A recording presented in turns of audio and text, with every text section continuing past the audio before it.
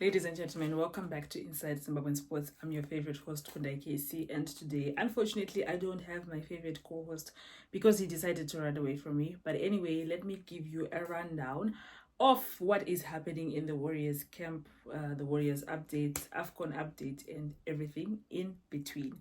So the Warriors are now in Marrakesh, Morocco, and they are waiting to play their first game. I think it will be in Agadir, so most probably they're going to travel there, if I'm not mistaken, to Agadir for the game, which is happening on the 22nd of December, which is Egypt versus Zimbabwe.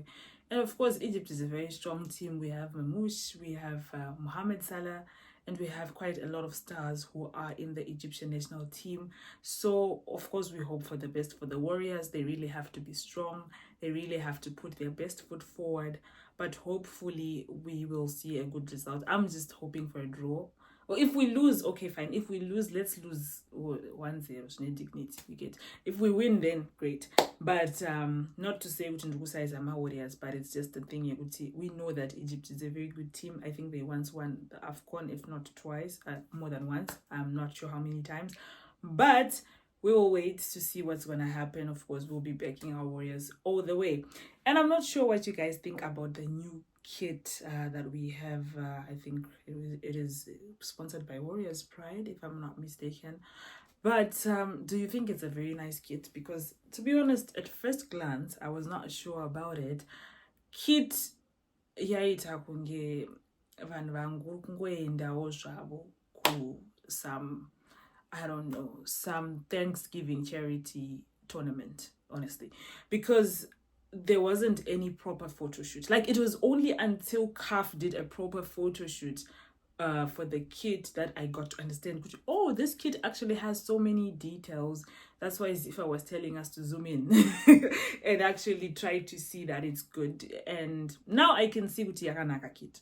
Ndaitoishora wiki richitanga kuti akomana zvipo zvatinenge tichiitirwa izvi. I wasn't really confident about it because I couldn't really see the vision, and there wasn't a proper photo shoot that was done for it. So I would recommend, please, in future, if you want us to understand the vision behind whatever you've created, instead of just releasing my pictures akatorwa on a cell phone, at least try to do a proper photo shoot, because this is a national team kit. I don't think it would be so expensive for you to spend some money to actually create a proper photo shoot for a kit. Tinyatsonoti sure kiti yakanaka, and also even isusu fans will be inspired to buy the replicas toyawo ku stadium takamapfeka.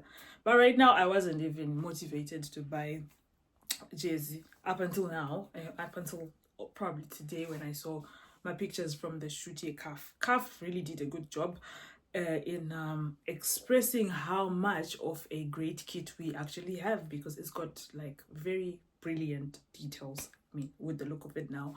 So it seems like the 28-man squad is now there, and just now I heard some news that Rinomhota is going to be withdrawing from the squad, unfortunately, due to an unforeseen circumstances with his family. I hope everything is okay, and I hope he will be able to fix the situation or whatever is going on. Zifa released a press statement saying that he remains, Andy actually remains part of the 28-man squad. So I am not sure, maybe they are still open to having him come back.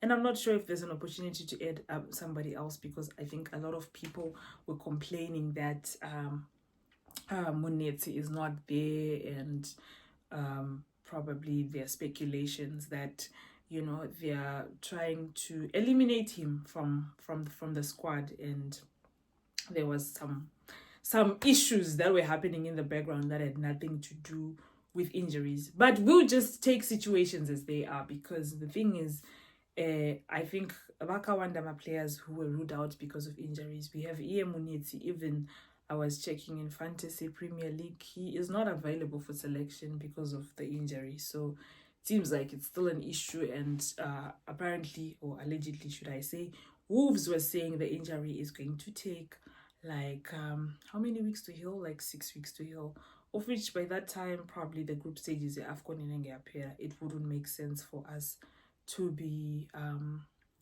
expecting him to play in such a short space of time.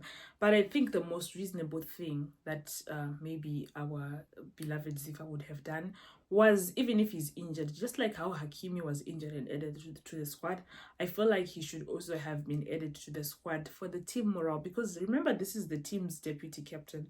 Of course, kudos to the people who were chosen as deputy captains.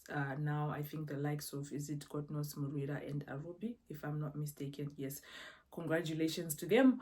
But I'm also not going to despise the fact that Munetsi has really been a key player in our midfield. He has been a key player in everything, in fighting for the team and team spirit and all those kind of things. So having him in the team, even if he was not going to play, was going to be an important and crucial thing to our squad, which could have added something rather than, have been a liability. But Zifa has its own reasons. Wolves has its own reasons. I think people in the leadership have their own reasons, and probably their reasons are justified enough, so we wouldn't want to judge based on speculation and based on makuwat ninget tega as supporters, fans, journalists, analysts, whoever, right? We'll just base things on the facts that are on the ground. The guy is injured. It's quite unfortunate because this is his prime. This is like, he's 29, I think. The next time we play AFCON, he's probably going to be 31, but it's quite unfortunate. I was really expecting to see him. I was actually quite sad when I heard that he's not going to be in the team. But, I mean, I can only wish him the best with him and his family as well, and just wish him a speedy recovery so that he is able to actually play his games Kuchi, Wolves, and maybe in future try to get a better team as well. But anyways, moving on to the next thing. What else did I want to talk about? I wanted to talk about, yes, the abroad players. Vanashon Fusile, the likes of Jonah Fabish, Billy Antonio, Maswanise. All those people are now available. They are now in Marrakesh. They were released from their clubs. They were released a bit late. I wasn't really happy about that, to be honest, because I feel like they didn't really have enough time with the other team who were camping in Zim, right? But I mean, I think they're good enough to be starting from wherever they're starting from right now, because they were really doing well at club level. They were starting games. They were doing well. Anagarananga as well.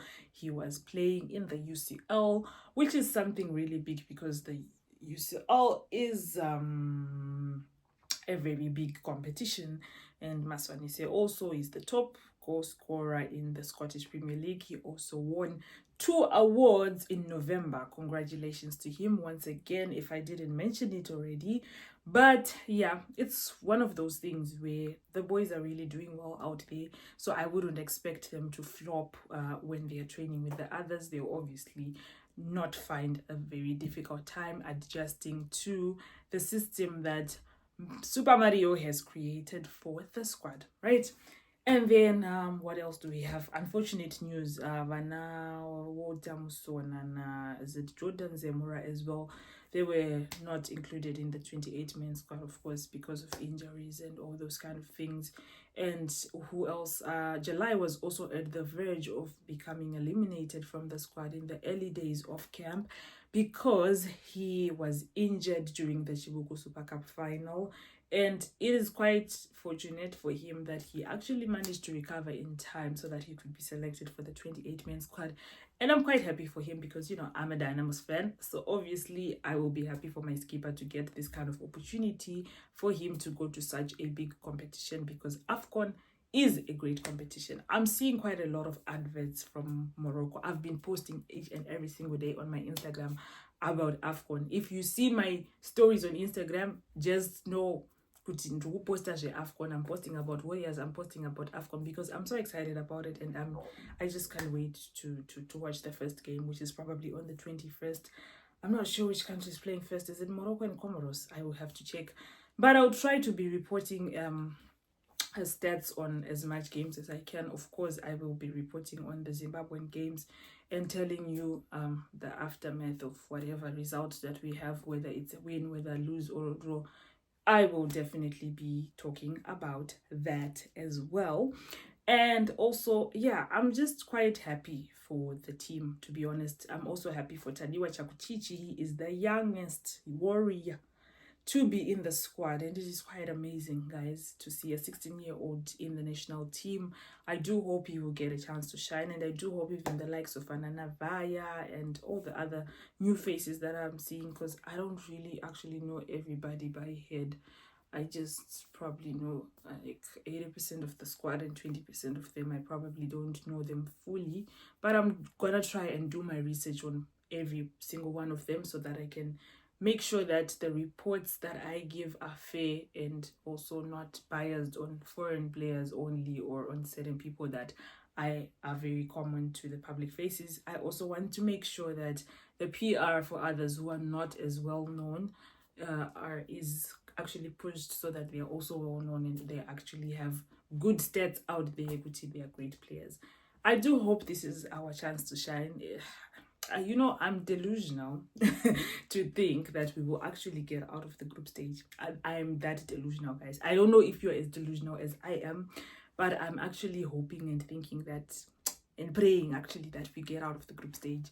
But I don't know. We will see what's going to happen. Let me know what you think about the squad. I probably forgot to say about a lot of things, but I think this is the basic information that I can probably give you as of now. Of course, we'll be talking about it more when the games begin, but it's looking really dapper in Morocco. The outfits, the suits were nice. The send-off was brilliant. The send-off was really brilliant. Kudos to those supporters who came to the airport for the send-off for the Warriors. It was quite nice. Thank you so much for that support. But anyways, guys, please keep on supporting these boys, because if boys did at the end of the day, we are Zimbabweans. We are not going to change our nationality for anything just because, you know, our squad hasn't been doing well probably in the past few years. We're just going to stand with hope and solidarity on the fact that maybe this time around we will come with a different result. But win or lose, we're still going to be Zimbabweans, and we're still going to be backing them up no matter the result, because that's not going to change our nationality, right? Yes. So stay tuned for more news, because I will be talking about AFCON a lot in the next few weeks. Like, share, subscribe to the channel Football Insights Global on Instagram, Football Insights Global on YouTube, and my personal Instagram is Kundai KC. My co-host's personal Instagram is Talent Films International. So thank you so much, guys, for listening. I know it had been long since I talked to y'all, but thank you for staying patient with us, because a lot has been going on. We've been fighting out for our lives in these corporate jobs, but we thank God that we are surviving. And I hope you have a good day. If it's night, good night.